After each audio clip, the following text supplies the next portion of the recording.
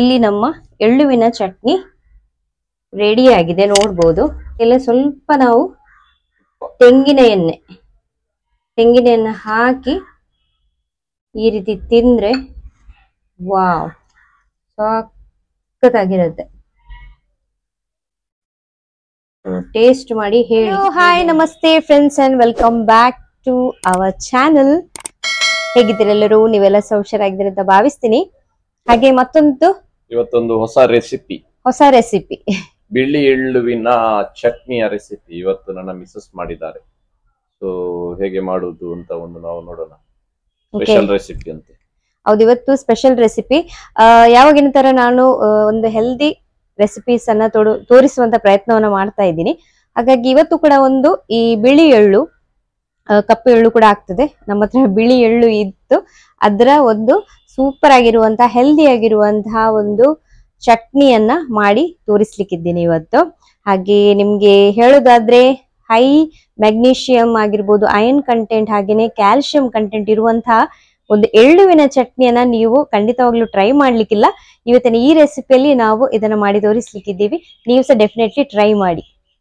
ಈ ರೆಸಿಪಿಯನ್ನ ಮಾಡ್ಲಿಕ್ಕೆ ನಾನು ಮೊದಲಿಗೆ ಇಲ್ಲಿ ಒಂದು ಅರ್ಧ ಕಪ್ಪಿನಷ್ಟು ಎಳ್ಳನ್ನು ತಗೊಂಡಿದ್ದೀನಿ. ನೋಡ್ಬೋದು, ನಾನಿವತ್ತು ಬಿಳಿ ಎಳ್ಳನ್ನು ತಗೊಂಡಿದ್ದೀನಿ. ನೀವು ಬೇಕಾದ್ರೆ ಕಪ್ಪು ಎಳ್ಳು ಕೂಡ ತಗೊಳ್ಬಹುದು. ನೋಡಿ, ಈ ರೀತಿ ನಾನು ಸ್ವಲ್ಪ ಕೂಡ ಎಣ್ಣೆ ಹಾಕದೆ ಈ ಕಾವಲಿಯನ್ನ ಬಿಸಿ ಮಾಡಿಬಿಟ್ಟು ನಾನು ಈ ತರ ರೋಸ್ಟ್ ಮಾಡ್ಕೊಳ್ತಾ ಇದ್ದೀನಿ.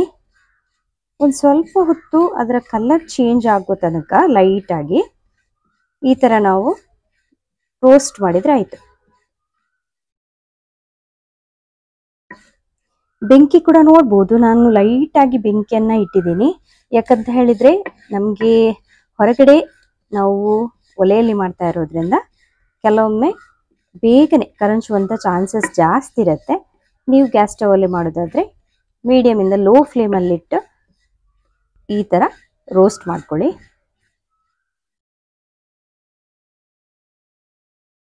ಇವಾಗ ಇಲ್ಲಿ ನೋಡ್ಬೋದು, ಈ ಪಟ ಪಟ ಅಂತೇಳಿ ನೋಡಿ ಶಬ್ದ ಬರ್ಲಿಕ್ಕೆ ಸ್ಟಾರ್ಟ್ ಆಗುತ್ತೆ. ಅಷ್ಟರ ತನಕ ನಮ್ಗೆ ಎಳ್ಳು ರೋಸ್ಟ್ ಆದ್ರೆ ಸಾಕು. ತೀರಾ ರೋಸ್ಟ್ ಆಗ್ಲಿಕ್ಕೆ ಬಿಡ್ಬೇಡಿ. ನೋಡಿ, ಇವಾಗ ಕಲರ್ ಸಹ ಚೇಂಜ್ ಆಗ್ತಾ ಇದೆ, ನೋಡ್ಬೋದು. ಇವಾಗ ಇಷ್ಟು ರೋಸ್ಟ್ ಆದ್ರೆ ಸಾಕು. ಇವಾಗ ಇದನ್ನ ನಾನು ತೆಗಿತೀನಿ. ಇವಾಗ ನಾನು ಮತ್ತೊಮ್ಮೆ ಕಾವಲಿಯನ್ನು ಬಿಸಿ ಮಾಡಿಬಿಟ್ಟು ಇದಕ್ಕೆ 1 ಟೇಬಲ್ ಸ್ಪೂನ್ ಅಷ್ಟು ತೆಂಗಿನ ಎಣ್ಣೆನ ಹಾಕ್ಕೊಳ್ತಾ ಇದ್ದೀನಿ. ಹಾಗೆ ಇಲ್ಲಿ ಎಣ್ಣೆ ಸ್ವಲ್ಪ ಬಿಸಿ ಆದ ನಂತರ ನಾನಿಲ್ಲಿ 1 ಟೀ ಸ್ಪೂನ್ ಅಷ್ಟು ಕಡಲೆಬೇಳೆ, ಹಾಗೆಯೇ 1 ಟೀ ಸ್ಪೂನ್ ಅಷ್ಟು ಈ ಉದ್ದಿನ ಬೇಳೆಯನ್ನು ಸಹ ಸೇರಿಸ್ಕೊಳ್ತಾ ಇದ್ದೀನಿ. ಇದನ್ನು ಸ್ವಲ್ಪ ಹೊತ್ತಿಗೆ ನಾವು ಚೆನ್ನಾಗಿ ಎಣ್ಣೆ ಜೊತೆಗೆ ರೋಸ್ಟ್ ಮಾಡ್ಕೊಳ್ಬೇಕು.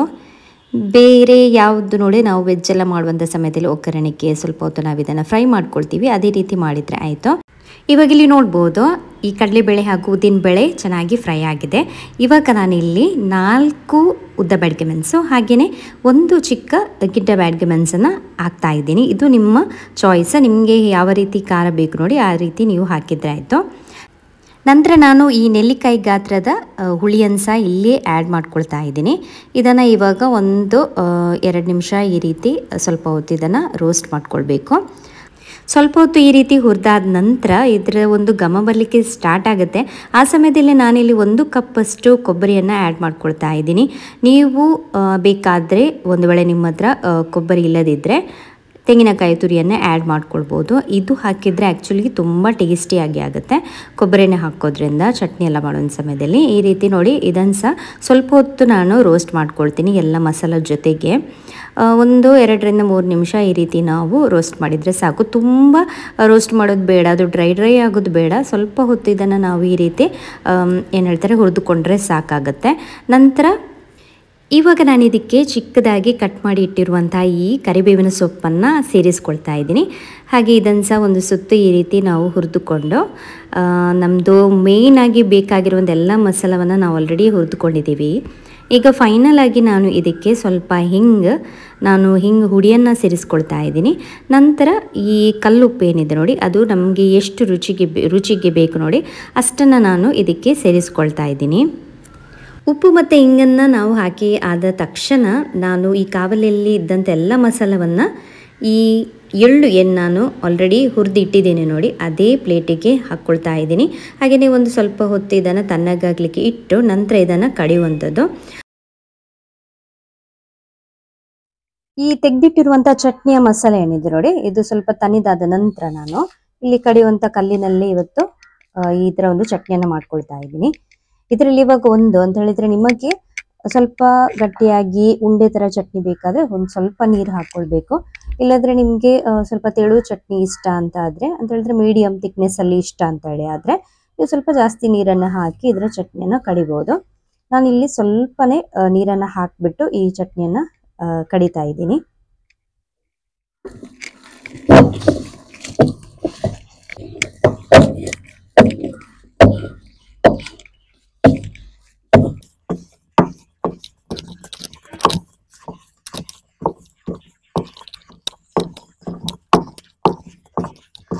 ಅಸಾಧ್ಯ ಅಂತ ಹೇಳೋದು ಯಾವುದು ಕೂಡ ಇಲ್ಲ. ಈ ಚಟ್ನಿಯನ್ನ ಈ ಕಡೆಯುವಂಥ ಕಲ್ಲಲ್ಲಿ ಮಾಡಲಿಕ್ಕೆ ಸ್ವಲ್ಪ ಕಷ್ಟ ಅಂತೇಳಿ ನನ್ನದೊಂದು ಅನಿಸಿಕೆ. ಆದರೆ ನಾನು ಇದರಲ್ಲಿ ಟ್ರೈ ಮಾಡ್ತಾ ಇದ್ದೀನಿ. ನಾನು ಪ್ರತಿಯೊಂದು ಸಹ ಟ್ರೆಡಿಷನಲ್ ವೇಯಲ್ಲಿ ನಿಮಗೆ ತೋರಿಸ್ತಾ ಇರೋದ್ರಿಂದ ನಾನು ಕಡೆಯುವಂಥ ಕಲ್ಲಿನಲ್ಲೇ ಈ ಒಂದು ಚಟ್ನಿಯನ್ನು ಕೂಡ ಮಾಡಿ ತೋರಿಸೋಣ ಅಂತೇಳಿ.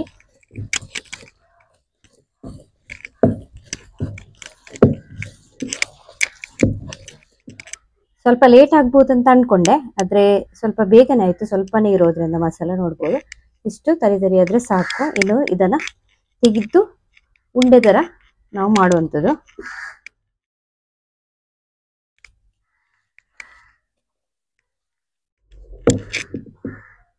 ನೋಡಿ, ಇಷ್ಟು ನುಣ್ಣಗೆದ್ರೆ ಸಾಕು.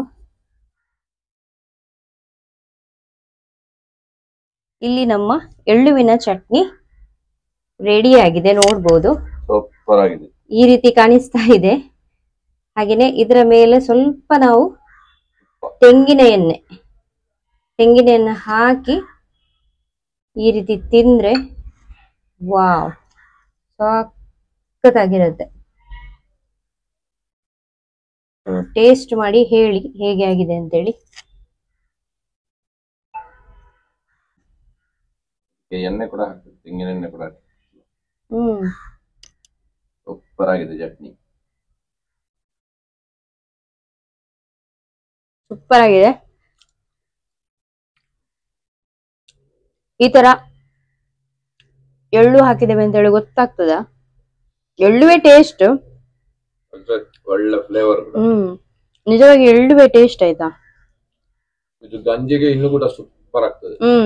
ನಾನಿವತ್ತು ಸಾಂಬಾರ್ ಮಾಡಿದ್ದೇನೆ, ಸೊ ಡೆಫಿನೆಟ್ಲಿ ಟ್ರೈ ಮಾಡಿ, ಸೂಪರ್ ಆಗಿರುತ್ತೆ ಈ ರೆಸಿಪಿ ಅಂತೂ. ಹಾಗೇನೆ ತುಂಬಾ ಟೇಸ್ಟಿ ಕೂಡ, ಯಾರಿಗೆ ಬೇಕಾದ್ರೂ ಈ ರೆಸಿಪಿನ ಮಾಡಿ ಕೊಡ್ಬೋದು. ಹಾಗೆ ವಾರದಲ್ಲಿ 2 ದಿನ ಇದನ್ನ ಮಾಡಿದ್ರೆ ಏನಾದ್ರೂ ನಮ್ಗೆ ಕ್ಯಾಲ್ಸಿಯಂ ಆಗಿರ್ಬೋದು, ಐರನ್ ಆಗಿರ್ಬೋದು, ಮ್ಯಾಗ್ನೀಷಿಯಂ ಯಾವ್ದೊಂದು ಕೊರತೆ ಇದ್ರೂ ಸಹ ಇದು ಕಂಪ್ಲೀಟ್ ಮಾಡುತ್ತೆ. ಅಷ್ಟು ಬೆನಿಫಿಟ್ಸ್ ಇದೆ ಎಳ್ಳುವಲ್ಲಿ. ಡೆಫಿನೆಟ್ಲಿ ಟ್ರೈ ಮಾಡಿ ಅಂತ ಹೇಳ್ತಾ ಈ ಒಂದು ರೆಸಿಪಿ ವಿಡಿಯೋವನ್ನ ಇಲ್ಲೇ ಎಂಡ್ ಮಾಡ್ತಾ ಇದ್ದೀವಿ. ಇನ್ನು ಸಿಗ್ತೀವಿ ನಿಮ್ಗೆ ಬರುವಂತ ನೆಕ್ಸ್ಟ್ ರೆಸಿಪಿಯೊಂದಿಗೆ. ಅಲ್ಲಿ ತನಕ take care, bye bye, thank you for watching.